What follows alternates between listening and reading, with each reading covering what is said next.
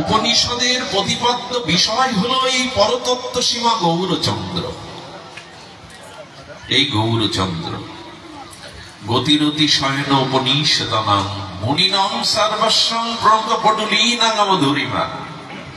বলছেন যত যোগীন্দ্র মুনীন্দ্র অমলাত্মা বিমলাত্মা যোগেশ্বরগণ যোগীগণ মুনীন্দ্রগণ তারা যে ধ্যান করছে, যোগ অবলম্বন করেছে, কাকে দেখতে চাইছে, কার প্রাপ্তির জন্য যুগ যুগান্তর তপস্যার দ্বারা তারা হৃদয়ে ধ্যান করছে। মুনি কাকে বলে? মনন ক্রিয়ার দ্বারা যারা পরতত্ত্বকে জানতে পারে, মনন অর্থাৎ ধ্যানের দ্বারা, যোগের দ্বারা। মুনিনাং সর্বস্বং, অর্থাৎ এই মুনিগণের, যোগীগণের, ধ্যানীগণের, অমলাত্মা বিমলাত্মা গণেরও তাদের ধ্যানের দেবতা একমাত্র গৌর হরি। তাদের ধ্যানের দেবতা একমাত্র গৌর হরি। আর এর প্রমাণও পেলে দণ্ডকারণবাসী মুনিগণ, 60,000 মুনিগণ, তারা রাঘবেন্দ্র রাজই বলেছেন মর্যাদা পুরুষোত্তম শ্রী রামচন্দ্র জগৎলক্ষ্মী মা জানকীকে যুগলে দেখে বলল, এতদিন যে ধ্যান করেছি, এতদিন যে যোগ তপস্যা করেছি, তার সার্থকতা মনে হয় এই যুগল।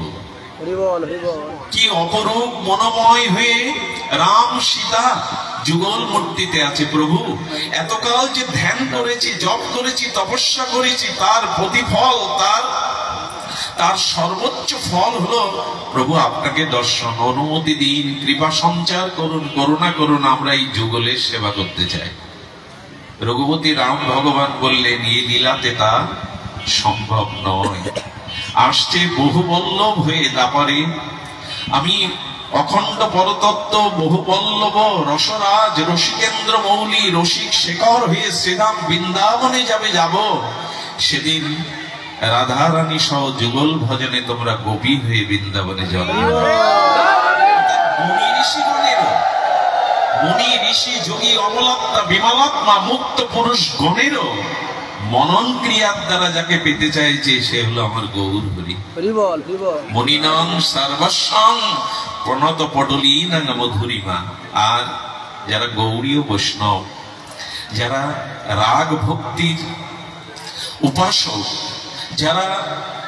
যারা কাম বীজ কাম গায়ত্রীর গোবিন্দের মুরলীর ধ্বনি পেয়েছেন, সদ্গুরু পরম্পরায় যারা এই কাম বীজ কাম গায়ত্রী উপাসনা পেয়েছেন, বৃন্দাবনের অপ্রাকৃত নবীন বদন কাম বীজ কাম গায়ত্রীতে যার উপাসন, সেই ব্রজের রসরাজ প্রেমরাজ, সেই মহাভাব রাধা ঠাকুরানী যুগলে যে ভজন, সেই যুগল যে ভজন, সেই ভজনে কারা অধিকারী না পরম্পরা ধারায় রাগ ভক্তি যারা কাম বীজ কাম গায়ত্রী পেয়েছেন, তারাই কেবল নবীন মদন বৃন্দাবনে যুগলের উপাসনার ভাগ্য পেয়েছে।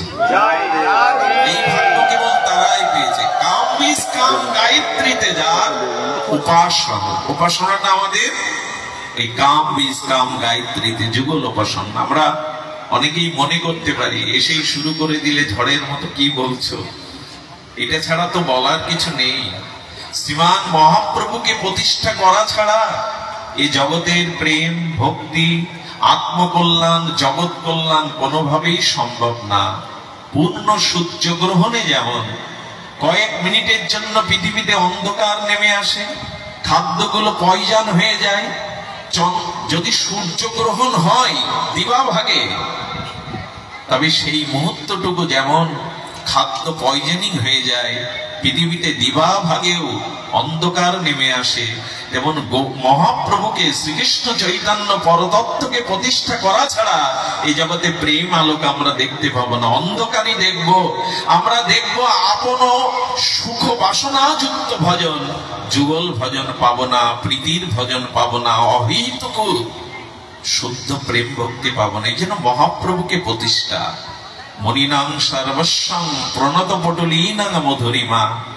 আর যারা শ্রীগুরু পরম্পরা পাদ পদ্মে আশ্রয় পূর্বক যারা রাগ ভক্তি পেয়েছেন, যারা রাগ মার্গে এসেছেন, সেই অনুরাগের কি ভজন বলেছেন, আরাধ্য ভগবান ব্রজেশতনায়স্তদ্ধামং শ্রী বৃন্দাবনং রম্য কাচিত উপাসনা ব্রজবধূ বর্গেন যা কল্পিতা। বৃন্দাবনের ব্রজততি সুন্দরীগণ গোপীগণের যে উপাসনা, তাদের কল্পিত যে উপাসনা, সেই উপাসনায়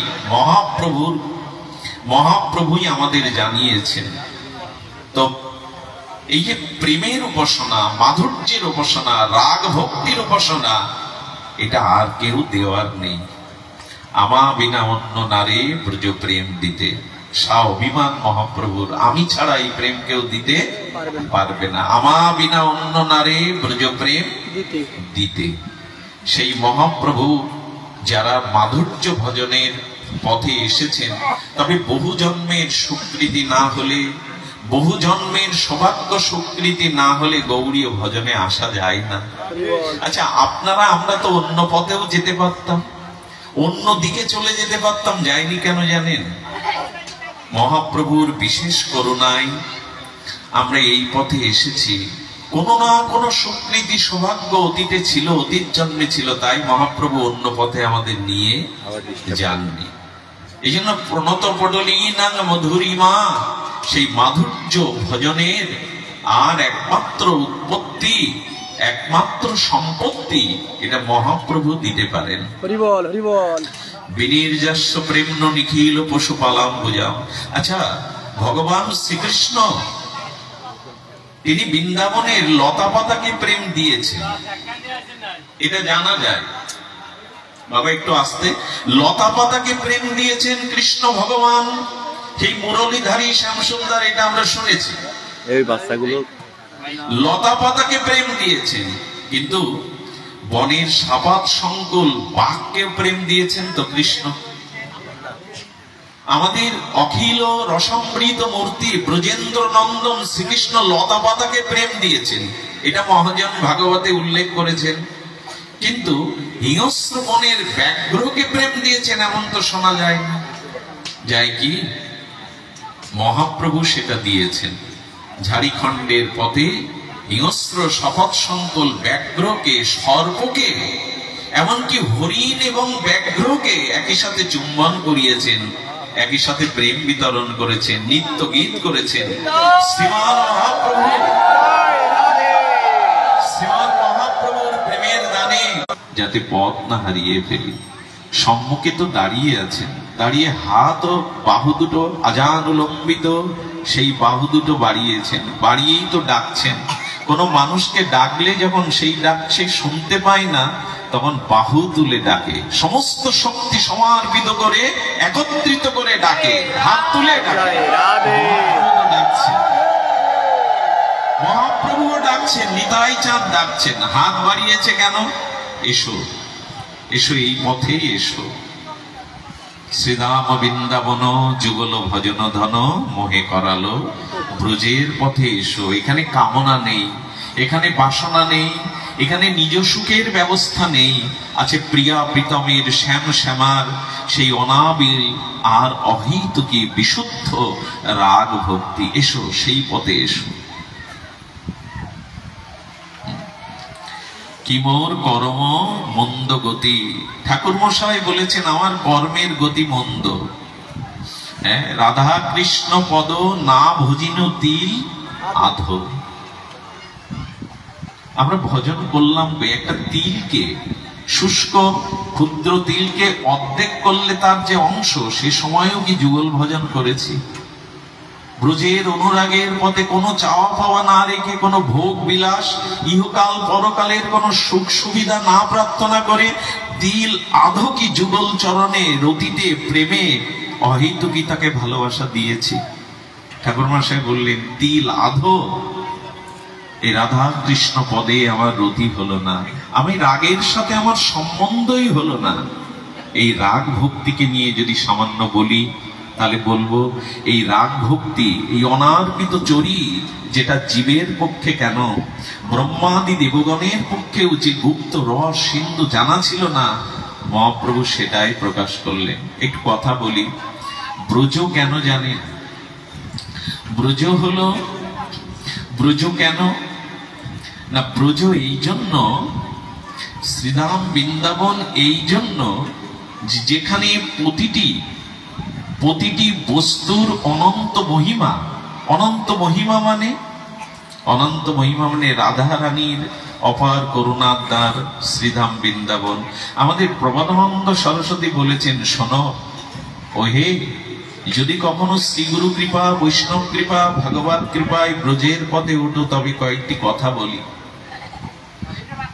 ব্রজের পথে যাওয়ার জন্য তোমাদের একটা পথ নির্দেশনা বলে দেই। প্রবোধানন্দ সরস্বতীপাদ বললেন, বৃন্দাবনে যদি যাও, সেখানের ধুলিগুলিকে যেন ধুলি মনে করো না, সেটা চিন্তামণি ধুলি মনে করবে। চিন্তামণি মানে যে ধুলির সংস্পর্শে যা প্রার্থনা করবে, ধুলি তা দিতে সমর্থ। এই জন্য ব্রজ ধুলি, এ ধুলি ধুলি নয়, এই চিন্তামণি স্বরূপা। প্রবোধানন্দ সরস্বতীপাদ বলে চলেছেন, বৃন্দাবনের কোন বৃক্ষকে কেন বৃক্ষ তরুলতা ভাববে না। তারা সব যোগী ঋষি মুনিরা ব্রজে বৃক্ষ হয়ে তারা ওখানে অবস্থান করছে, রাধা মাধবের নিত্য লীলাকে তারা আস্বাদন করবে বলে। আজও যদি নিত্য লীলা কোথায় প্রকট হচ্ছে, রাধা মাধব এখন নিত্য বিহার কোথায় করছে, আজও যদি ব্রজে কারো কাছে জিজ্ঞাসা করতে না পারো, বৃক্ষগুলিকে তোমরা প্রার্থনা করো, বৃক্ষই জানিয়ে দেবে। বৃক্ষই জানিয়ে দেবে রাধা মাধব প্রকট লীলাতে এখন কোন লীলা কোথায় করছেন। বৃক্ষগুলি সাধারণ নয়। এটা আজও যারা বৃন্দাবনে যাবেন, সৌভাগ্যে রাধারানীর করুণায় যদি ব্রজে যেতে পারেন, দেখবেন বৃক্ষের শাখা পোশাখাগুলো ঊর্ধ্বমুখী না হয়ে নিম্নমুখী। তারা কৈকর্যময় রাধারানীর চরণ পাওয়ার জন্য ওইখানে মুনি ঋষিরায় বৃক্ষ হয়ে জন্মেছে। কবে পাবো সেই চরণ? একটাও শাখা পোশাখা উপরের দিকে নয়, নিচের দিকে। তারা যুগ যুগান্তর নিচের দিকেই চেয়ে আছে রাধারানীর কৈকর্যময় প্রেম চরণ কবে পাবো। আহা, এ কি বৃক্ষ? আর যদি ব্রজে যাও, হোটেলে উঠো না। হোটেলে ওঠার জন্য, বিল্ডিং বাড়িতে উঠার জন্য ব্রজে যেও না। বলে কোথায় যাব তাহলে? বলে কোনো না কোনো দিন একটু বৃক্ষের তলে বাস করে দেখো। ওইখানে বা কখনো সেই মাধুর্য মরুতি গোবিন্দ রাধা রানীকে নিয়ে, প্রেমময়ীকে নিয়ে, ব্রজেশ্বরীকে নিয়ে হয়তো লীলা করেছে ওই বৃক্ষের তলে, তার অনুভূতি পেয়ে যাবে। এই জন্য গোস্বামীগণ এক এক রাত্রি এক এক বৃক্ষের তলে বাস করছে। এক এক রাত্রি এক এক বৃক্ষের তলে কেন? এক বৃক্ষের তলে 1-2 মাস থাকতে পারত রূপ সনাতনাদি গোস্বামীগণ। বলেন না, কোন লীলা কোন বৃক্ষের তলে হয়েছে আমাদের তো জানা নেই, তাই প্রতি রাত্রে এক এক বৃক্ষের তলে যেত, বুঝিবা এখানে ওই লীলা হয়েছে, এখানে বা এই লীলা হয়েছে। এক এক রাত্রি এক এক বৃক্ষের তলে বাস করেছেন গোস্বামীগণ। বৃন্দাবনের বৃক্ষ না বলে কোথায় থাকবে?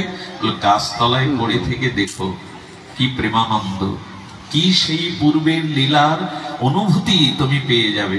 বলে খাবো কি? বলে বৃন্দাবনে যদি যাও তাহলে এক কাজ করো, খাবে হয়তো প্রসাদ পাবে কোনো মন্দিরে, কিন্তু কোনো ব্রজবাসীর দুয়ারে গিয়ে হা রাধে বলে একটু মাধুকরী, একটু রুটি সবজি ভিক্ষা করে পেয়ে। ব্রজবাসীদের দুয়ারে ওই সামান্য রুটি মাধুকরী ভিক্ষা করে খেয়ে ওর মধ্যে প্রেম সঞ্চয় হবে, ওর মধ্যে প্রেম। ব্রজবাসীদের আজও ব্রজবাসী বাবাদের প্রতি কেমন টান জানেন? আমি শুনেছিলাম এক মহাত্মার মুখে, তিনি গিরিরাজ 2-3 বার পরিক্রমা করতেন, কোনদিন 3 বার, কোনদিন 2 বার। 21 কিলোমিটার গিরিরাজ 3 বার পরিক্রমা করতেন। 60-এর অধিক বয়স হয়ে গেছে। গ্রীষ্মে বলুন, বর্ষায় বলুন, শীতে বলুন, ওই তার নিয়ম। করতে করতে গোবিন্দকুণ্ডে যাওয়ার আগে রাত 12টা-1টার সময় এক ব্রজবাসীর দুয়ারে গিয়ে জয় রাধে বলতো। যখনই জয় রাধে একবার বলতো, দরজা খুলেই রুটি সবজি ব্রজবাসী মা দিয়ে দিত। একদিন বলছে, মা আমি রাত 12টা-1টা যখনই জয় রাধে বলি, তুমি ঘুমাও না রাত্রে? মায়ের চোখে তখন ছলছল করে উঠল জল। বাবা, এ বাবা ওদের একটু কথা বলতে নিষেধ করুন, আসতে। কি বলছেন? ভোজন আর ভজন এক জায়গায় করতে নেই। এই যে যদিও ওনারা আগুনে পুড়ে আপনাদের সেবার জন্য করছেন, কিন্তু ভগবান ভজন আর ভোজনের আয়োজন এক জায়গায় করলে সমস্যা হয়ে যায়, একটু আলাদা করতে হয় সেপারেট। তবে ওনারা কষ্ট করছেন, আমরা এদিকে মন দিই। ব্রজমা বলছেন রাধারানীর এই রাজ্যে কৃপা করে তিনি জন্ম দিয়েছেন, এটা কোটি কোটি জন্মের সৌভাগ্য। রাধারানী আমাদের দায়িত্ব দিয়েছেন, আমার কোনো কাল ভক্ত যদি তোমাদের দুয়ারে আসে তোমরা বিমুখ করবে না, উন্মুখ হয়ে থাকবে। যখনই আসে, যে সময় আসে, তোমরা রাধারানীর করুণার রাজ্যে যারা বাস করছো, তারা রাধারানীর চরণাশ্রিত কোনো ভক্ত যেন দুয়ার থেকে ফিরে না যায়। এই জন্য বাবা, আমরা দরজায় হেলান দিয়ে বসে থাকি, কখন জয় রাধে বলবেন, আমরা ঘুমাই না। আজও ব্রজবাসীদের এই মহিমা, ঘুমান না বাবাজি, কখন এসে জয় রাধে বলবেন, জয় রাধে বলবে। এই জন্য বলে ব্রজবাসীদের দুয়ারে এক টুকরো মাধুকরী ভিক্ষা করে নিও, ওর মধ্যে দিয়ে রাধা প্রেম, কৃষ্ণ প্রেম, ব্রজ প্রেম তোমার মধ্যে প্রবেশ করবে। আর যদি ওঠার আগে দেখবেন একটা বড় পাথর রাখা আছে, আর একটু জলের কলস রাখা আছে, ওইখানে ঘরে ওঠার আগে ওই পাথরের উপরে পা দুটো দিয়ে জল দিয়ে পাটা ঘষে ঘষে পরিষ্কার করে ওঠে। আজও আছে কিনা গ্রামে জানি না, একদিন ছিল। ব্রজবাসীদের দুয়ারে থাকে। ব্রহ্মা বললেন, আমাকে না হয় ওইখানে একটা পাথর করো। ব্রজবাসীরা চরণ ধুলি মেখে, ব্রজ ধুলি মেখে যখন আমার মাথার উপরে পাটা ঘষে জল ঢালবে, আমি জানবো ব্রজ ধুলিতে আমার অভিষেক হলো, ব্রজ ধুলিতে। বললেন, এই জন্য বৃন্দাবনের কোন পাথরকে পাথর মনে করবে না। একবার সম্রাট আকবর সনাতন গোস্বামীর কাছে গিয়ে আর অনুনয় করেছিল, গোসাই যদি একটু সেবায় আসতে পারতাম। বাবা, দিল্লীশ্বর সম্রাটও এই ছেঁড়া কাঁথা নাড়া মাথা বৃক্ষতলে বাস করা সনাতন গোস্বামীকে বলছে, গোসাই যদি একটু সেবা করতে পারতাম, সুযোগ পেতাম। আচ্ছা, ওনাদের কি সেবা করবেন? ওনাদের সম্রাট কি সেবা করবেন?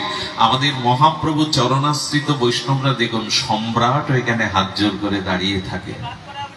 এরা কি সম্পদ পেয়েছে গৌর চরণ আশ্রয় করে?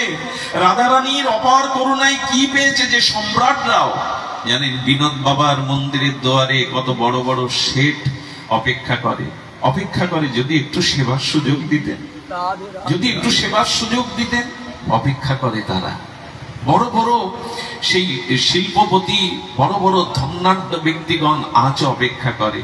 সনাতন দেখছেন, ও তো এমনি এমনি যাবে না, বলছে যাও যাও, ওই যে যমুনার ঘাটটা একটু ভেঙে গেছে, ওই ঘাটটা যেখানে ভেঙে গেছে প্লাস্টার করে দাও তো।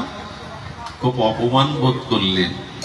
আমি দিল্লীশ্বর সম্রাট আকবর, আমাকে একটা ঘাট বাধাই করতে বললো, বড় একটা মন্দির করতে বলবে, যা বিশ্ববিখ্যাত মন্দির, স্মৃতিসৌধ করতে বলবে, তা না ঘাট ভেঙে গেছে প্লাস্টার করে দিতে বলল।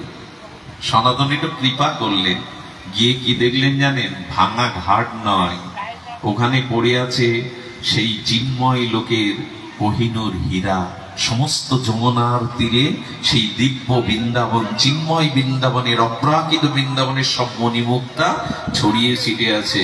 আকবর প্রণাম করে বললেন, এর একটা মণিও আমার রাজকোষে নাই। এখানে যে মণি পড়ে আছে দিব্য চিন্তামণি, আমার রাজকোষে নাই। আজও বৃন্দাবন। ওই যে বললাম, ভোজন আর ভজন একসাথে ভুলিয়ে যাবে। শুধু ভক্তগণ শুনুন, এদিকে আমরা যেখানে গেছি, বাইরের দিকে দৃষ্টি গেলে, মন প্রাণ শরীর যদি বাইরে ছুটে যায়, তাহলে এখানে পৌঁছাতে পারবো না। এইখানে যাওয়া সম্ভব হবে না, অন্তর্মনা হতে হবে। বহির্বৃত্তি থেকে অন্তর্মুখী না হলে এই পথে আসা যাবে না। এই পথ বড় গভীরের পথ, এই পথ বড় অন্তরের পথ। বহির্মুখ বৃত্তি আমার মতো যাদের আছে মাদিস, তারা এই পথে আসতে পারবে না। এ পথে আসা তাদের সম্ভব নয়। শ্রীমান মহাপ্রভুর যে ত্যাগ বৈরাগ্য শিক্ষা, সেটা বড় বৈচিত্র্যময়, বিচিত্রময়। মহাপ্রভু ব্রজযাত্রা করেছেন, মহাপ্রভু ব্রজযাত্রা করেছেন। ব্রজে যেতে যেতে মহাপ্রভু দুবাহু তুলে আর সংকীর্তনে রত, চোখ দিয়ে গড়িয়ে পড়ছে বিন্দু বিন্দু প্রেমশ্রু দ্বারা, বক্ষ প্লাবিত হচ্ছে, প্রভুর কখনো পায়ে বেঁধে যাচ্ছে, কখনো ধুলায় পড়ে যাচ্ছে। সেই প্রেম ও বিকারে উন্মত্ত দশায় প্রভু কাঁদছেন আর বলছেন, বলতে পারো আরির গ্রাম কোথায়, বলতে পারো আরির গ্রাম কোথায়। আজকের বর্তমান যে রাধাকুণ্ড, তার পূর্বের নাম ছিল আরির গ্রাম। 8 ঘর মাত্র ব্রজবাসী বাস করত। প্রভু কীর্তনে কখনো ধুলায় ধূসরিত হয়ে, প্রেমস্ত্র বিগলিত হয়ে বৃক্ষলতা সবাইকে বলছেন, বলো না, বলো না আরির গ্রাম কোথায়, বলো না আরির গ্রাম কোথায়। মহাপ্রভুকে যারা দেখছে বলছে, কে?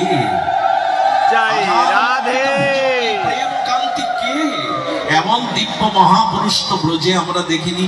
যে পথ দিয়ে যাই জ্যোতি আর প্রেম আলোক বর্ষণ করতে করতে যায়। ব্রজবাসীরা বললেন, এটাই আরির গ্রাম, এটাই আরির গ্রাম। মহাপ্রভু তারা সামনে তাকিয়ে দেখছেন দুটো ধান্য ক্ষেত, অল্প জলে দুটো ধান ক্ষেত। প্রভু ভাবে বিভাবিত হয়ে সেই ধান ক্ষেতের অল্প জলে গড়াগড়ি দিয়ে বললেন, এই রাধা কুণ্ড, এই সেই শ্যামকুণ্ড। প্রকাট হয়ে গেল রাধা কুণ্ড শ্যামর, যেটা এই জন্য ব্রজে এই ভাব নিয়ে যেতে হয়, ব্রজে প্রাকৃত ভাব নিয়ে। এখন তো বৃন্দাবনে বেড়ানোর জায়গা হয়ে গেছে, হ্যাঁ, স্ত্রী পুত্র বন্ধু কুটুম্ব নিয়ে সেলফি তোলার জায়গা হয়েছে। এখন তো হোটেলে উঠার খাওয়ার জায়গা হয়েছে। এরকম না, একটু যমুনার জল পান করো, একটু ব্রজ ধুলি গায়ে মাখো, বৃক্ষের তলে বাস করো, ব্রজবাসীদের এক টুকরো মাধুকরী রুটি জিহ্বায় দাও, এইভাবে নিষ্কিঞ্চন হয়ে থাকো। আর যদি কেউ ব্রজে যান, রাধারানীর করুণা না হলে তো যাওয়া যাবে না, শ্রী গুরু মহারাজের কৃপা।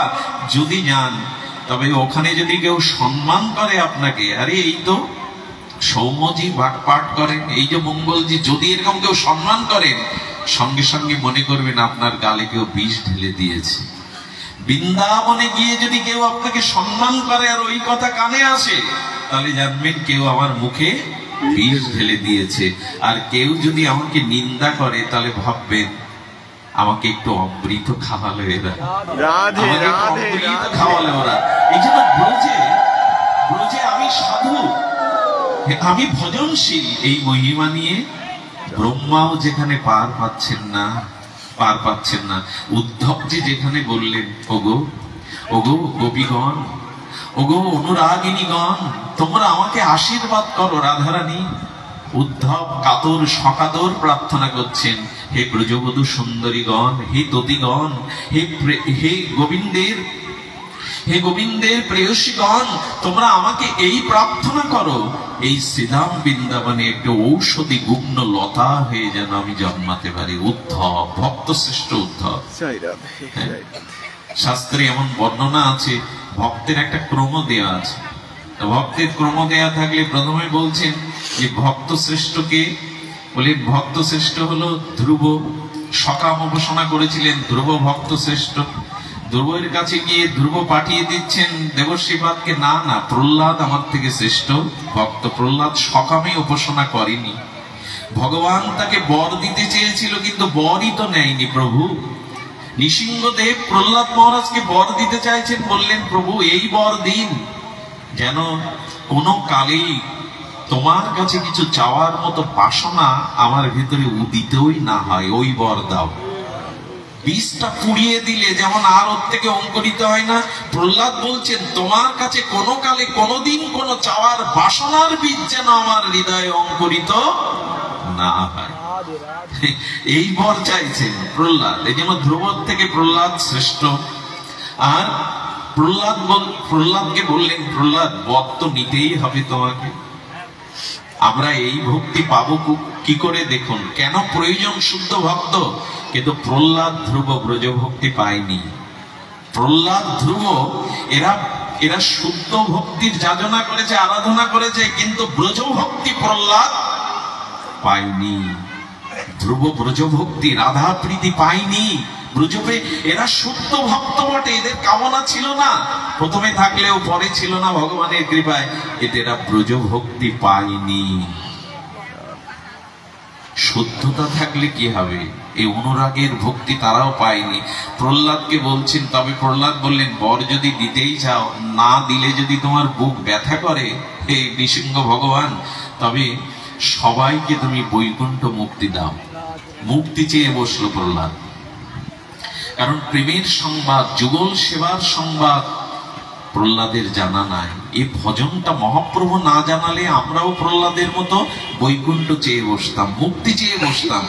প্রহ্লাদকে বলছেন সবাইকে তো আর বৈকুণ্ঠ নেওয়া যায় না। নৃসিংহদেব বলছেন তুমি যাদের চাইবে তাদের আমি বৈকুণ্ঠ নিয়ে যাব, সবাইকে তো নিয়ে যাওয়া সম্ভব না। কারণ কেন প্রভু আমাকে নিয়ে যেতে চাইছেন, সবাইকে না? বলে সবাই বৈকুণ্ঠ তো যেতেই চায় না, বৈকুণ্ঠ সকলে যেতে চায় না। প্রহ্লাদ বলছেন প্রভু কে যেতে চায় না? এই মর জগতে, এই মৃত্যু জগতে, এই জরা ব্যাধির জগতে, জন্ম মৃত্যু অভিশাপ থেকে কে কোনটা নেই যেখানে বৈকুণ্ঠে জরা ব্যাধি মৃত্যু নেই? আমি একটু শুনে আসি খুব মজার ঘটনাটা। প্রহ্লাদ গিয়ে এক ব্যবসায়ী গিয়ে বলছেন বাবা আর কতকাল ব্যবসা করবে, এ বোঝা বইবে, চলো বৈকুণ্ঠে চলো, বিমান রেডি। বললেন সামনে হালকাতা এত টাকা বাকি দিয়েছি, আমার পক্ষে এখন যাওয়া সম্ভব না, হালকাতা টাকা ছড়িয়ে ফেলেছে। আচ্ছা চাকরিজীবীকে বলছেন আরে পেনশন পাবো তো 2 বছর পরে, তোমার এখন বৈকুণ্ঠে গিয়ে কি করবো? আগে টাকা রেখে যায়, ছেলে মেয়ের হাতে দিয়ে যায় ভবিষ্যৎ। ও মা, প্রহ্লাদ অবাক বিস্ময়ে তাকাচ্ছে, কারো সময় নেই। গৃহিণী মাকে বলছে মা চলো বৈকুণ্ঠে যায়, আর কত ভূতের ব্যাঘাত খাটবে সংসারে। বলে ছেলে মেয়েগুলো ছোট, ওদেরকে দেখবে আমি বৈকুণ্ঠে গেলে। সর্বনাশ, প্রহ্লাদ দেখছে কেউ রেডি নয়। আমাকেও যদি এখন কেউ বলে না চলো, আমারও যে কামনা বাসনা গুলো আছে না ওগুলো প্রকাশ করবে, এগুলো বিটুক তারপরে যাব। আমাদের দুর্দশা হলো এটা, এইখান থেকে ছেড়ে যেতে চায় না, এই ভোগ বাসনা মৃত্যু সংসার থেকে চিরকল্যাণের পথে যেতে চায় না। প্রহ্লাদ কাউকে না পেয়ে বললেন একা যাব বৈকুণ্ঠে। এক শূকর দেখেছে সামনে, শূকরকে বলছে শূকর আর এই নর্দমায় পড়ে আছো, অমৃত তো খাও, চলো না আমার সাথে বৈকুণ্ঠ। আমি বলে হ্যাঁ ভগবান বিমান নিয়ে রেডি, তুমি চলো আমার সাথে চলো। বলে আমার গিন্নিকে একটু বলে দেখি সে যায় কিনা। প্রহ্লাদ পিছু পিছু গেছে। কি দুর্দশা আমার মতো মাদিষ্য জীবের, ভোগী জীবের কি দুর্দশা দেখো। গিন্নিকে বলছেন দেখো প্রহ্লাদ মহারাজ বৈকুণ্ঠ নিয়ে যেতে চাইছে, ওখানে জরা মৃত্যু নেই, অমৃত আছে, কুণ্ঠা নেই কিছু। তখন গিন্নি বলছেন আচ্ছা আমরা যা খাই বৈকুণ্ঠে তা আছে তো? আমরা যা খাই তা ওখানে আছে তো? ওই খাদ্যই তো আমাদের খুব প্রিয়। আচ্ছা ধ্রুব, ওই প্রহ্লাদজি বৈকুণ্ঠে এই খাদ্য আছে তো আমরা যা ভালোবাসি? প্রহ্লাদ মুখে হাত দিয়ে বলতে ছি ছি ছি, বৈকুণ্ঠে অমৃত আছে, গোবিন্দ ভগবানের চরণ আছে, সব চতুর্ভুজ নারায়ণ, তোমরা ওখানে বললে দেখো তাহলে একটা আপত্তি আছে, ওই খাদ্য যদি বৈকুণ্ঠে না থাকে আমরা যেতে রাজি না। প্রহ্লাদ এসে বললে প্রভু তোমার বহিরঙ্গা মায়ার কি ক্ষমতা, কেউ রাজি হচ্ছে না প্রভু। শূকর পর্যন্ত বলছে ওইখানে ওই খাদ্য না থাকলে যেতে চায় না। এমন একটা মায়ায় শিকড় জড়িয়ে গেছে, সারা জীবন একবারও একটু ধামে যাওয়ার ইচ্ছা হলো না। একটু যমুনায় স্নানের, একটু যমুনা দর্শনের, সেই খুঁটিয়ার মাঝে মাঝে কি মনে হয় জানেন, গাভীগুলোকে, গোমাতা গুলোকে দড়ি দিয়ে খুঁটি দিয়ে বেশ বেঁধে রাখে, ওরা ওই এরিয়ায় ঘরে, দড়ির দূরত্ব যতটুকু ততটুকু ঘরে, কিন্তু মাঝে মাঝে গাভীগুলো বিদ্রোহ করে দড়ি খুঁটি কাটে, কেটে দেখবেন পুচ্ছটা, লেজটা ঊর্ধ্বমুখী দিয়ে তারা জঙ্গলের দিকে দৌড়ায়। ওরা কি সংকেত দেয় জানো? তুমিও মায়ার দড়ি কাটিয়ে বনের দিকে দৌড়াও, তবে সেটা যে সে বন না, বৃন্দাবনের দিকে দৌড়াও। না আমাদের আর দড়ি খোঁটা হলো না তোলা, সেই দড়ি খুঁটিতে বেশ আছি, সংসারে বেশ আছি, খেয়ে পরে মেখে মাখিয়ে হেসে আসিয়ে বেশ আছি। দড়ি খুঁটি মায়া আর উড়াবো না, বনপথে যাব না, ভ্রজনের পথে ব্রজপথে যাব না। তাই বললেন যদি ব্রজে যাও গো, ব্রজে গেলে অন্তত এইভাবে ব্রজবাস করবে, যে কটা দিন থাকো সম্মানটাকে মনে করবে বিষের মতো, নিন্দাটাকে মনে করবে অমৃতের মতো, বৃক্ষতলে পড়ে থাকবে, ধুলিকে অঙ্গের ভূষণ করবে, যমুনার বাড়ি পান করবে, ব্রজবাসীর মাধুকরী জিহ্বায় দেবে, তাহলে হয়তো করুণাময়ী কখনো তোমার দিকে কৃপা দৃষ্টি দিয়ে দেবে। ব্রজবাসীর প্রতি, ব্রজে ধুলির প্রতি, ব্রজবাসী বৈষ্ণবের প্রতি শ্রদ্ধা ভক্তি আনত সেবা ভাব না আসলে রাধারানী তাকে করুণা করবেন না। আর এই ব্রজের যে প্রেম, সেই ব্রজের যে মহিমা, সেই যুগল সেবা, এই লোভটা আমাদের জাগা একান্ত উচিত, সেই লোভটা জাগা উচিত। রাগ ভক্তির সঙ্গে আমাদের সম্বন্ধটা হওয়া উচিত। আমরা দুপুরে মনে একটু আস্বাদন করছিলাম এই যে রাগ ভক্তি আর বিধি ভক্তি, সামনে যে মুখগুলো আছে কথাগুলো চলে আসছে, কারণ আস্বাদনের একটা তাৎপর্য আছে। তো তবে শুনুন, সেই রাগ ভক্তি এমন এখানে বলেছেন, সময়ের মতো আমার তো পণ্ডিত নাই, মুখস্থ শক্তি প্রীত আপনারে হীন, কি বলেছেন, আমাকে হীন আপনারে, আমাকে নিজেকে উত্তম মানে আমাকে হীন, তার প্রেমে কবু আমি না হই অধীন। যে নিজেকে খুব হীন মনে করে, পামর অধম মনে করে, আর আমাকে খুব বড় মনে করে, তার প্রেমে আমি অধীন। কি শব্দ গো চৈতন্য চরিতামৃতে! আপনারে উত্তম মানে আমাকে হীন, তার প্রেমে কবু আমি না হই অধীন। তার প্রেমে আমি অধীন হই না, বরঞ্চ কি বলেছেন, নিজেকে উত্তম মানে আমাকে হীন, তার প্রেমে হই আমি চিরদিন অধীন। আমাকে সে বাবা মা মনে করে, আমার পিতা মনে করে, করে আমাকে বাঁধতে পারে, তারণ ভর্ষণ করতে পারে, আমাকে শাসন করতে পারে, আমাকে হীন জ্ঞান করে, হীন জ্ঞান করে। এই ঐশ্বর্য শিথিল যে রাগ ভক্তি, তার পরিচয় এখানে দিচ্ছেন। এ পরিচয় প্রাথমিক পরিচয়। আর গোবিন্দ বলিহারি, আচ্ছা গোবিন্দ হলো নবকিশোর নটবর, শ্যামসুন্দর। শ্রী গোবিন্দের স্বরূপ হলো নবকিশোর নটবর, তিনি শিশু হন না, ভগবান শিশু নন, ভগবান কৌমার্য পৌগণ্ড লীলা তার নাই স্বরূপে, তিনি নিত্য কিশোর। কিন্তু বৃন্দাবনে ছোট গোপাল হলেন কেন? বলে যে ভক্ত রাগ ভক্তিতে আমাকে যে রসে ভজন করতে চায়, ওই ভক্তের অনুভব বেদ্য ভক্তি পূরণের জন্য আমি তার কাছে ওই রূপ ধরেই যাই। শিশু রূপে যদি কেউ আমাকে আদর করতে চায়, আমি তার বাৎসল্য প্রীতি পূরণের জন্য ওখানে শিশু। আর কেমন শিশু দেখুন, গোপাল কেবল পাল্টি খেতে শুরু করেছে। শিশুরা প্রথমে পাল্টায়, তাই তো? সে 4 মাস বয়স হলে, 3-4-5 মাস বয়স হলে প্রথমে পাল্টি খেতে থাকে। ওই লীলাও গোবিন্দের লীলা। তো পাল্টি খেতে থাকলে নন্দ বাবা মনে করেছে এত আদরের ধন, পাল্টি খেতে খেতে যদি ঘরের বাইরে যায়, নন্দরানী তো সর্বদা কাজে থাকে, চৌকাটটা 9 ইঞ্চি উঁচু করেছে, ঘরের চৌকাট উঁচু করেছে, যাতে গোপাল পাল্টি খেয়ে বাইরে। হাই রে, ভগবানকে আটকানোর জন্য চৌকাট উঁচু করেছে নন্দ বাবা। ধন্য তোমাদের প্রেম গো, ভগবানকে চৌকাট উঁচু করে বেঁধে রাখতে চাইছো। গোবিন্দ মনে করছেন কতদিন বাইরের আলো দেখিনি, কতদিন বাইরে যায়নি, আজ যাবই। ওই পাল্টি খেতে খেতে খেতে চৌকাটে এসেছে। কিন্তু চৌকাটে এসে কি করবে? ভগবান আর চৌকাট ডিঙাবে বলে ধ্যান করছে কিভাবে যাওয়া যায়। বুদ্ধি দিয়ে কি করেছে জানেন? বুদ্ধি দিয়ে পেটটা চৌকাটের উপরে দিয়েছে। পেটটা চৌকাটে দিয়ে সামনে হাতও পাচ্ছে না মাটি, পেছনে পা মাটিও পাচ্ছে না ভেতরে। চৌকাটে দুলছে গোপাল, চৌকাটে দুলছে। ব্রহ্মা শিব এসে, দেবতাগণ এসে হুঙ্কার দিয়ে বলছে, জেগে দাও, জেগে দাও জগৎবাসী, আজ চৌকাটে দুলছে। না পাচ্ছে সামনে হাত মাটি, না পাচ্ছে পেছনে পা দিয়ে মাটি। গোবিন্দ চৌকাঠে দুলছে। ব্রহ্মা তখন বলেছিল, আমার মনে হয় বেদে উপনিষদে খোসা ছাড়ানো আছে, কিন্তু চালটা নন্দ বাবা ঘরে এনে তুলেছে। রসময় ভগবানকে আর চৌকাট দিয়ে বেঁধে রেখেছে।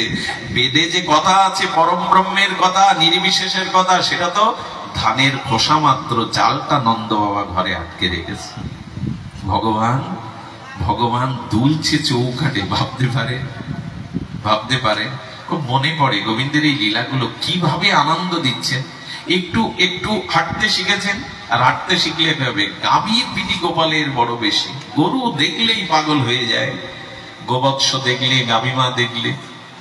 হ্যাঁ, গাভীমার শুয়ে রয়েছে, গোপাল গিয়েছে। গোপাল গিয়ে আর করবে কি? শিং দুটো ধরে বেশ নাড়াচ্ছে। কতক্ষণ ভালো লাগে গাভীর, কতক্ষণ ভালো লাগে বলে, শোনো গোপাল, ভালো মুখে বলছি ছেড়ে দাও, তুমি এই যে শিং নিয়ে দোলাবে। মনে মনে বলছে, গাভীমার ভাষা তোর বোঝেন, আমি কিন্তু মজা দেখাবো আজ। গোপালও মজা পেয়েছে, শিং নিয়ে দোলাচ্ছে। কতক্ষণ ভালো লাগে শুয়ে থাকা গাভীমা। সঙ্গে সঙ্গে শিং যেই ধরেছে, গাভীমা উঠে দাঁড়িয়েছে। ওই যে ঝুলছে কৃষ্ণ, গোপাল ঝুলছে, বলে আজ তোমায় মজা। ঝুলতে ঝুলতে ফেলে দিয়েছে গোবরের গর্তের মধ্যে। গোপাল পড়ে গিয়ে বলছে, মা মা দেখে যাও, গাভী আমাকে কোথায় ফেলেছে দেখে যাও। মা এসে দিয়েছে রাগ তাড়া, একটু আগে স্নান করালাম, সিঙ্গার করলাম, তোকে পিতবরণ বসালাম, এই গাভীগুলো শিং ধরে কেন? নন্দবাবুকে ডেকে বলছে, শোনো তো, এত ঘি নষ্ট হয় বাড়িতে, কাল থেকে এক কাজ করবে, ওই ঘি শিঙে মাখাবে যাতে ধরলে স্লিপ করে, ঘি মাখাবে শিঙে। এই লীলাই নিয়ে মেতে হয়েছেন গোবিন্দ। মা আমাকে স্নান করাও, সাজাও, গোবর মাখছে।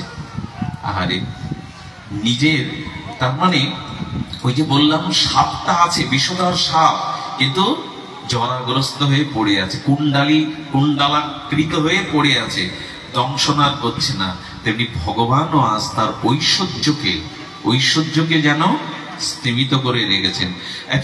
লক্ষ্য করবেন, ঐশ্বর্যটাকে যেমন এই যে ফ্যানটা চলছে না, এর সুইচটা বন্ধ করে দিন, বিদ্যুৎ বা তার সংযোগ আছে, শুধু সুইচটা অফ রয়েছে, তার মানে এই নাই বিদ্যুৎ ওখানে নাই, সুইচ অফ করা। গোবিন্দ বলছেন, আমি কি যে ভগবান, আমি ষড়ৈশ্বর্যপূর্ণবান, আমি যে জ্ঞান, বৈরাগ্য, যশ, শ্রী, সবকিছুর কুল মালিক, অখণ্ড পরতত্ত্ব, সর্বশক্তিমান, ওই সুইচটা আমি বৃন্দাবনে অফ করে দিয়েছি। আমি সর্বশক্তিমান, ঐশ্বর্য প্রদান, ওই সুইচ অফ করে দিয়েছি। এখানে আর ওই সুইচ কাজ করছে না।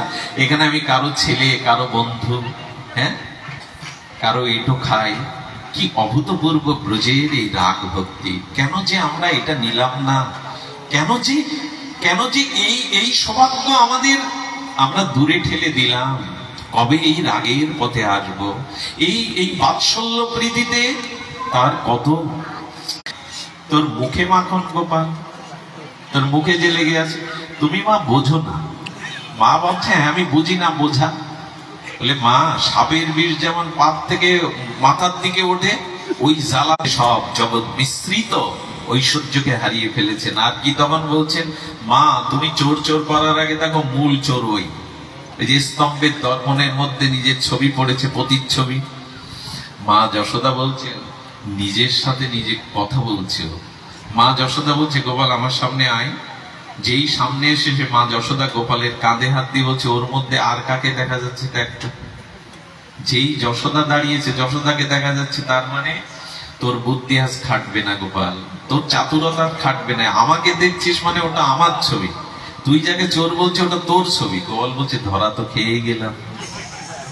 তখন মার আঁচল ধরে ইনি বিনিয়ে কি বলছে জানো, মা তোমার এত সুন্দর দেখতে, এতদিন বাইরে দেখতাম, কিন্তু আয়নার মধ্যে তোমাকে, আরে মা তোমাকে জড়িয়ে ধরতে ইচ্ছে করছে, কি সুন্দর দেখতে।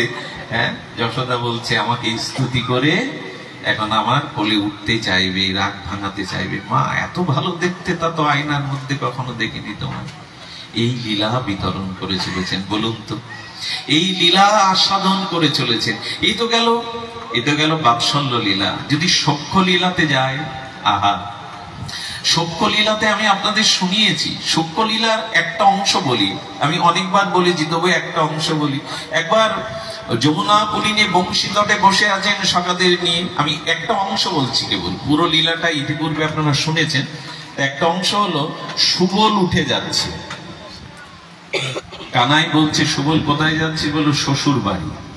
যেই বলেছে শ্বশুর বাড়ি, বলে গোপাল মনে করে যে শ্বশুর বাড়ি মানে যেমন আমাদের বৃন্দাবনের এক একটা জায়গার নাম, বর্ষণা বলুন, গোকুল বলুন। তখন বললেন, আচ্ছা শ্বশুর বাড়ির ওই জায়গায় আমিও যাব, আমাকে নে।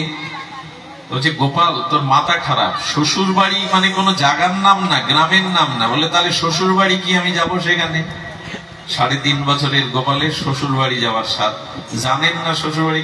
আচ্ছা সুবলকে বলছে, শোন, আমার এখন ব্যস্ততা, যাব নূতন বধূকে আনতে, নূতন বউকে, তুই আজকে শোন, বাবা যেখানে জন্মায় ওটা বাবার বাড়ি বলে, আর মা যেখানে জন্মায় ওটা মার বাড়ি, আর বিয়ে করলে বউয়ের বাড়ির নাম শ্বশুর বাড়ি। তখন বলছে, তাহলে আমি আজই বিয়ে করবো, কারণ শ্বশুর বাড়ি তুই যাচ্ছিস যখন, আমাকে যেতেই হবে। আমি আজ, সুবল তখন তেড়ে মেড়ে এসেছে, কষিয়ে চড় বসিয়ে দেবো, বেটা বিয়েকে আমি দেবো? দ্বন্দ্ব বাবা মা যশোদা দেবে, যা মার কাছে যা। চড় মারতেও এরা উদ্যত হয় মাঝে মাঝে, যা মার কাছে যা। মা নারায়ণের কুলদেবতার পূজা করছিল, তুলসী যেই দিতে যাবে, কোলে বসে বলছে, মা শ্বশুর বাড়ি যাব। মা শ্বশুর বাড়ি যাবো। যশোদা বলছে, গোপাল শ্বশুর বাড়ি চিনিস তুই? বলে হ্যাঁ, বলেছে বিয়ে করলে যে বইয়ের বাড়ি ওটাই শ্বশুর বাড়ি। সুবল গেছে, আমিও যাবো, মা বিয়ে দাও, মা বিয়ে দাও। আরে গোপাল, তুই এখনো শিশু, আমি আজও তোকে প্রভাতে ঘুম থেকে উত্থান করি, তোর মুখ প্রক্ষালন করে দেই, তোকে স্নান করাই, তোর সমস্ত সিঙ্গার আমি করে দিই, তোকে ঘুম পাড়াই, বুকের দুগ্ধ পান করাই, তোর সব কাজ আমি করাই, আঁচলে করে রাত্রে আবার তোকে নিদ্রা দেই। তো তুই ছোট, ছোটকে কেউ মেয়ে দেয় না, ছোটরা বিয়ে করে না। বললেন, মা বড় হবে কবে? বলে যেদিন সব কাজ নিজে করতে পারবি। বলে মা চিন্তা নেই, কাল থেকে সব আমি করবো, আমি বড় হয়ে গেছি, বিয়ে দাও, কাল থেকে তোমাকে আর কিছু করতে হবে না। আচ্ছা মা, আমাকে বিয়ে দিলে তো তোমার একটা সুবিধাও আছে। যশোদা বলে, কি সুবিধা গোপাল? একটা কথা বলি, শিশু ছেলেরা যখন মায়ের সাথে বিয়ের গল্প করে, বইয়ের গল্প করে, এটা মায়ের বুকে যে কি আনন্দ হয় মায়েরাই জানে, মায়েরাই জানে। একবার রামচন্দ্র অযোধ্যাতে যখন জন্মালেন, এই পূর্ণ ব্রহ্ম ছোট শিশু রূপে, তখন শিব ঠাকুর দেখতে গেছিলেন। আর শিব ঠাকুর বললেন, আমার যা ভাব তা অর্ধেক জাদুকরের মতো, বাঘের ছাল, সাপ এসব দেখলে কৌশল্যা মা আমাকে ভেতরে যেতে দেবে না। রামকে পেয়েছে তো, বহুদিন সাধ্য সাধনার ফলে যজ্ঞের দ্বারা রাম পেয়েছে আমাকে।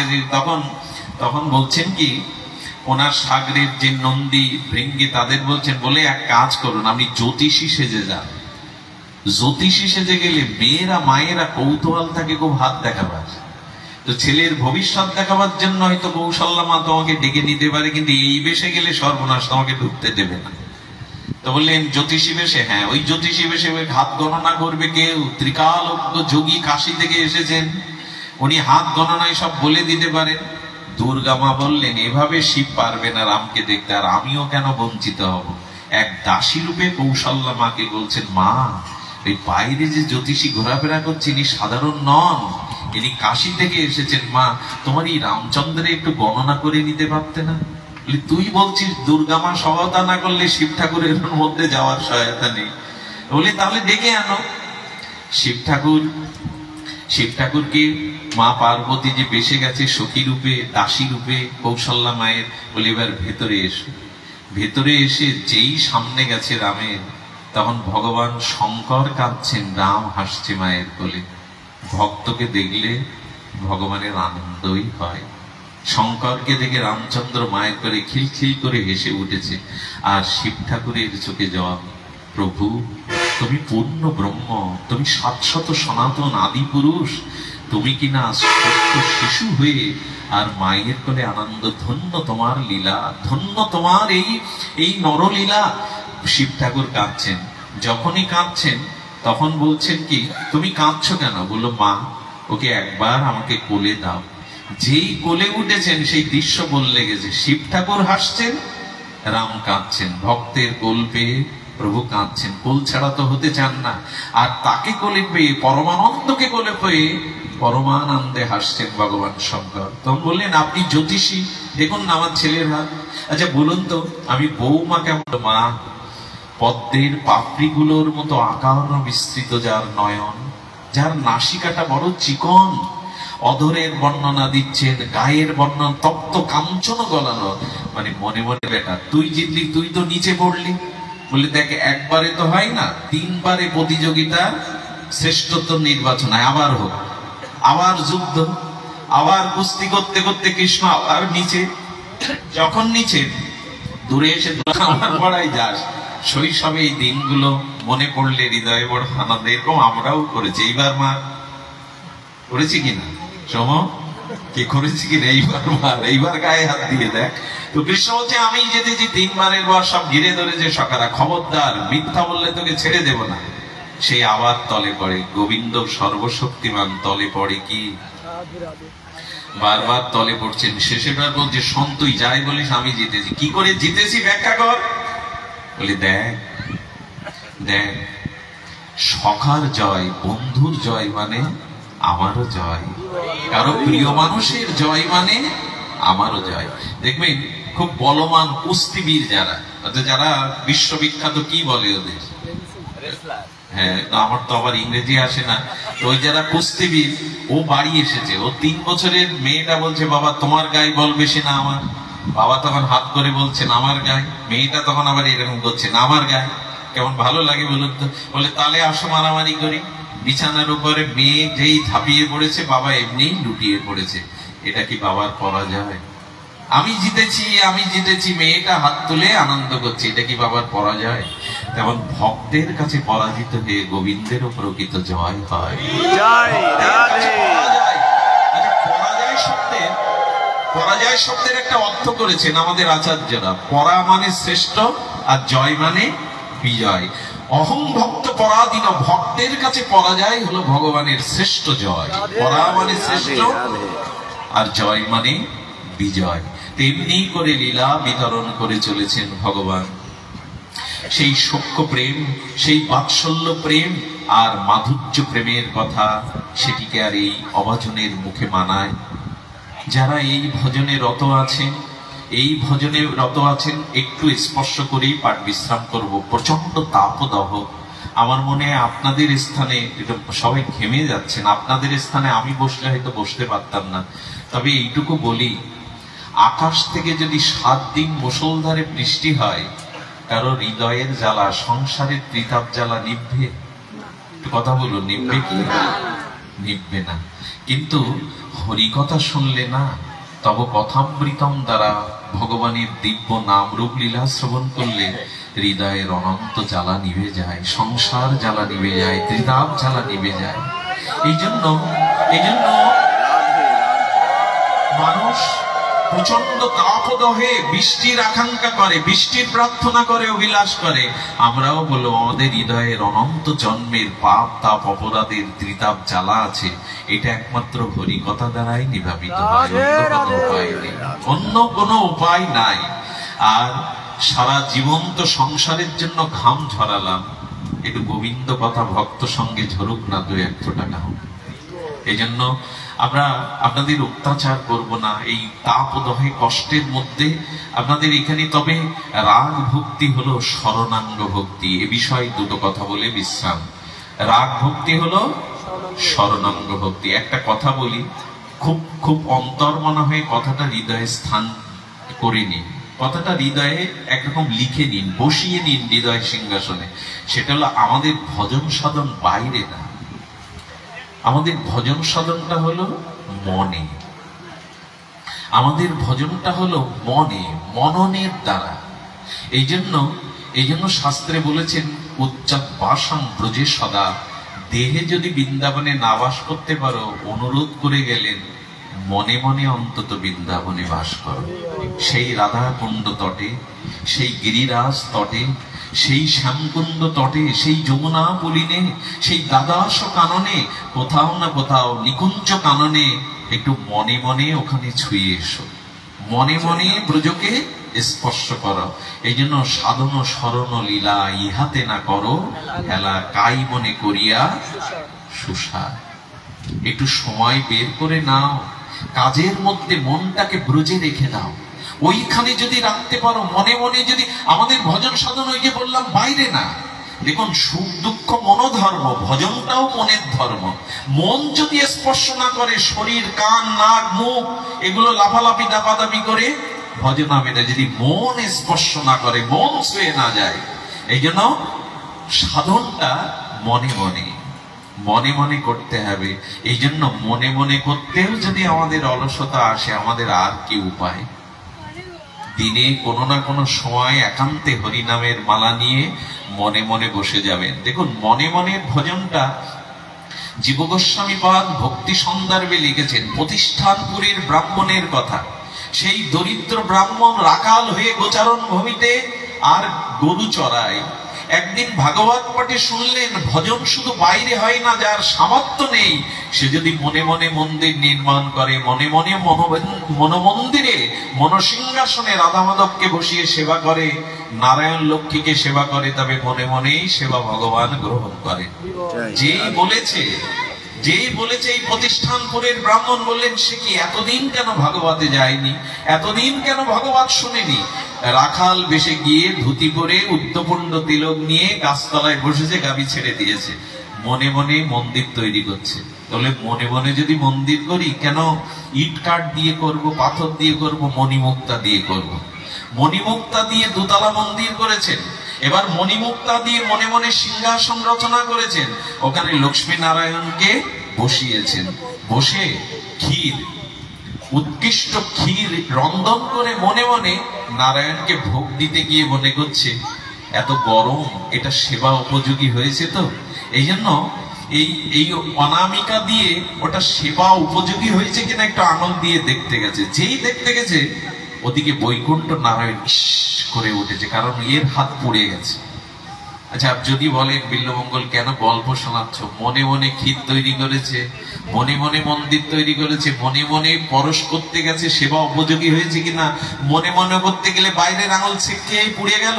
বলে হ্যাঁ, প্রতিষ্ঠানপুরের ব্রাহ্মণের এটা কেমন জানে, খুব উঁচু বারান্দা থেকে একটা শিশু পড়ে যাচ্ছে, এটা মা 20 হাত দূর থেকে যদি দেখে, তা মা তখন বুকে যে ব্যথাটা পায় অতটা ব্যথা সন্তান পায় না।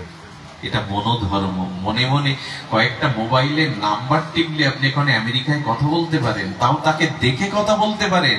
একটা যান্ত্রিক যন্ত্রের কটা নাম্বারে যদি এই ক্ষমতা থাকে, তবে মনে মনে যদি স্মরণে ভগবানকে স্মরণ করেন, ওখানে কেন পৌঁছাবে?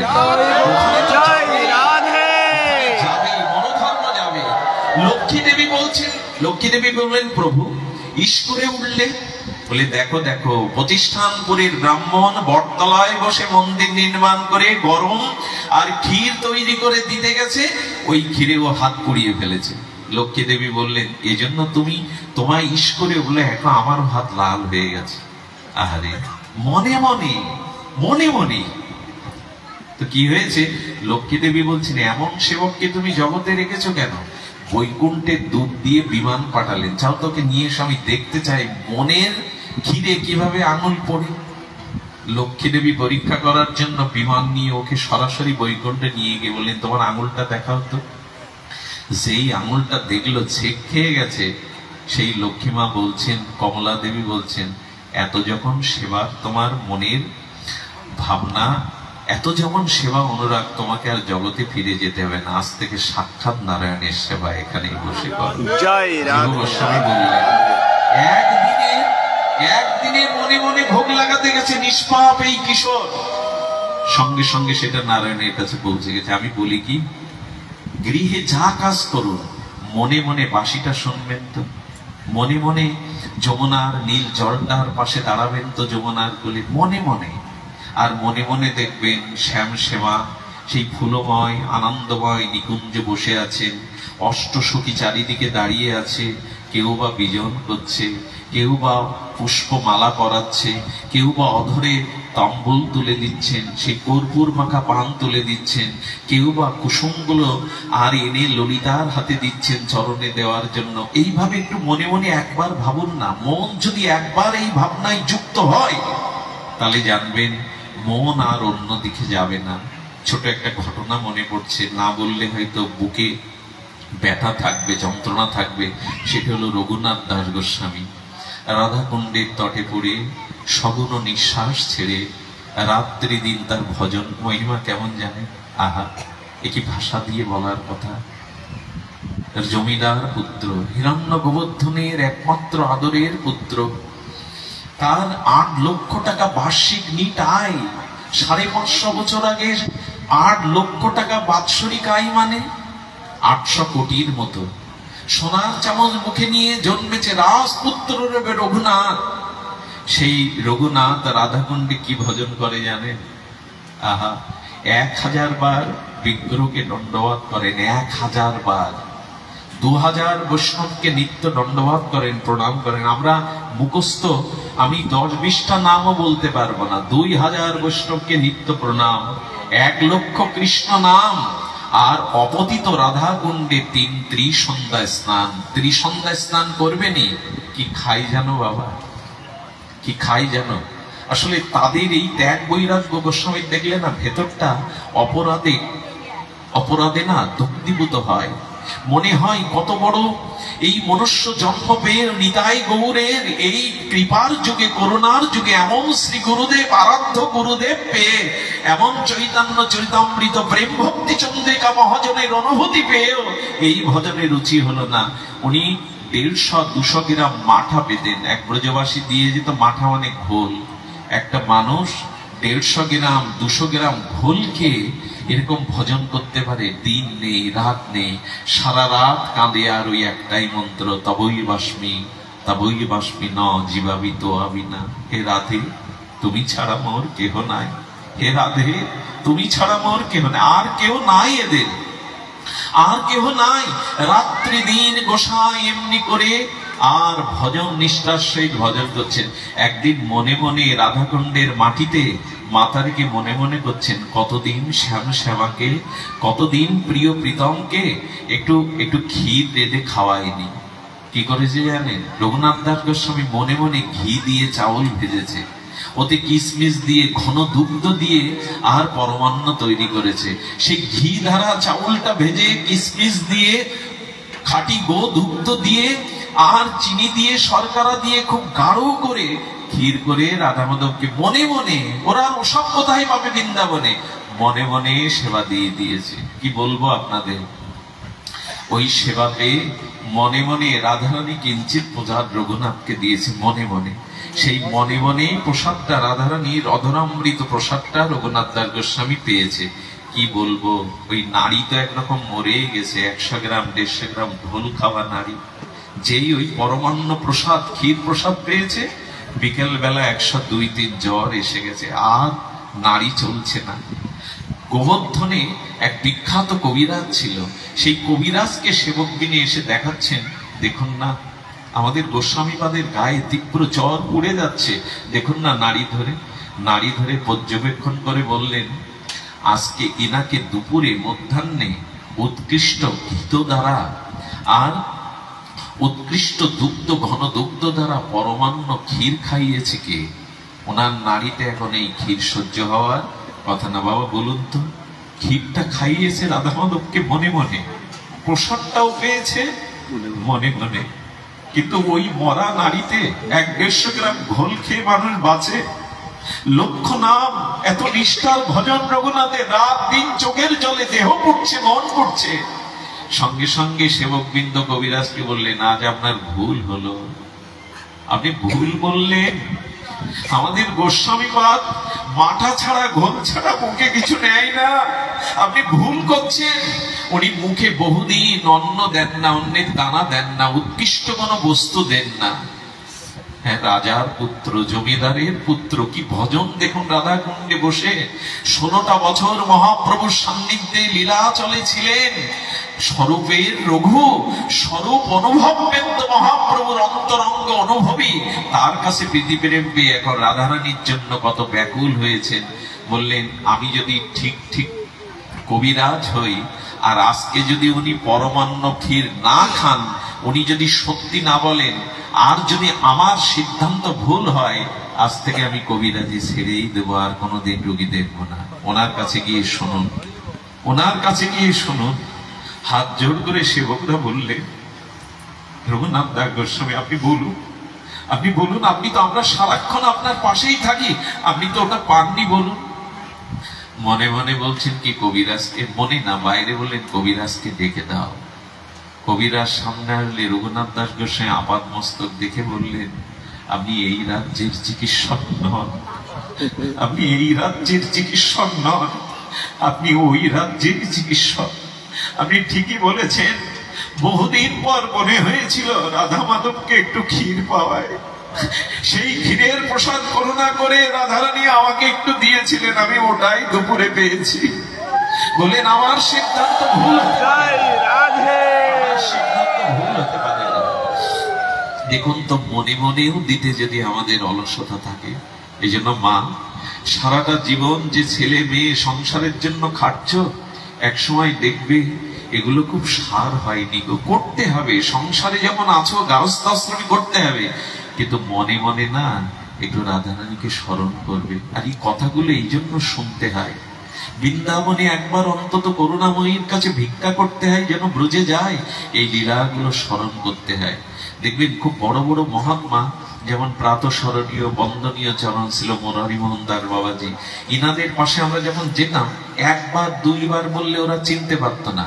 বাবা বাবা প্রণাম করার পরে চমকে উঠতেন। চমকে উঠে বললেন, কে কে তুমি, কোথা থেকে এসেছো? চেনেন কিন্তু, কারণ কি জানেন, ওরা ওই লীলাতেই ডুবেছিল। মোদীয় শ্রী গুরু মহারাজ, হ্যাঁ কি বলবো আপনাদের, বলার মতো তো ভাষা নেই। তারা রাত দিন ওই লীলা চিন্তনে ডুবে থাকতো, রাত দিন। তাদের ওটাই, তাদের সেই নিশি থেকে শয়ন পর্যন্ত, এমনকি ঘুমের মধ্যেও যুগলকে আস্বাদন করত। তবে শুনুন, আমি শুনেছিলাম প্রয়াত মুরারি মোহন দাস বাবাজি মহারাজের তখন অপ্রকাটের সময় এসেছে। একদিন কি করলেন জানেন? একদিন সব ভক্তদের ডেকে বললেন, আমাকে একটু আলতা পরিয়ে দে তুমি। আলতা পরলেন। তাকে বলা হলো একটা রঙিন রোশনায় লাল কাপড়টা ঘোমটা দিয়ে দিত, আমাকে একটু সাজিয়ে দিত।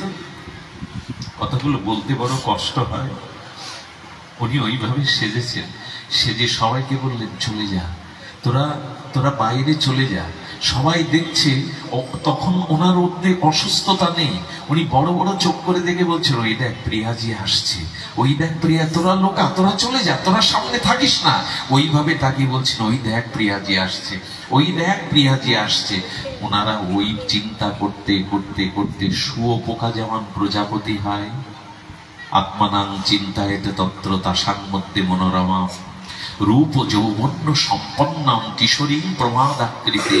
শুয়োপোকাটা যেমন ওই সুতো কাটতে কাটতে কাটতে কাটতে বিচিত্র প্রজাপতিতে রূপ নেয়, এই চিন্তা করতে করতে করতে করতে কবে রাধারানীর সখী মঞ্জুরির ভাব আপনি পেয়ে যাবেন। তাই সাধন শরণ লীলা ইহাতে না করো হেলা।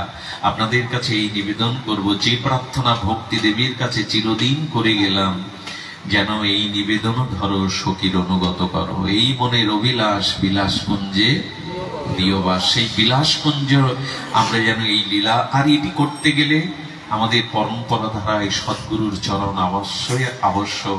গুরুদেবের কৃপা ছাড়া এ পথে আসা। এই জন্য তো বলছেন, শ্রীধাম বৃন্দাবন যুগল ভজন ধন মোহে করালো আমাকে কে চেনালো না, যিনি সমষ্টি নিত্যানন্দ কৃপা নিয়ে মোদীয় গুরুদেব এই কৃপা করবেন, শ্রী গুরুদেব এই কৃপা করবেন। একটি প্রশ্ন এসছে, মা বাবা মারা গেলে কিভাবে তাদের সৎকার করতে হবে? কেউ ভোগরাগ দেয়, কেউ মৎস্যভোজের আয়োজন করে। আসলে শাস্ত্র কি বলেছে, কিভাবে কি করতে হবে? এই প্রশ্নের উত্তরটা আমাদের ছোট পণ্ডিত এখানে আছেন, সৌম্য 2-5 মিনিটে আপনাদের জানাচ্ছেন। আমি তার উপরে ভার অর্পণ করছি। আমি তাকে একটু বলছি ব্যাসাসনে এসে এই প্রশ্নের উত্তর একটু জানাতে। আজকে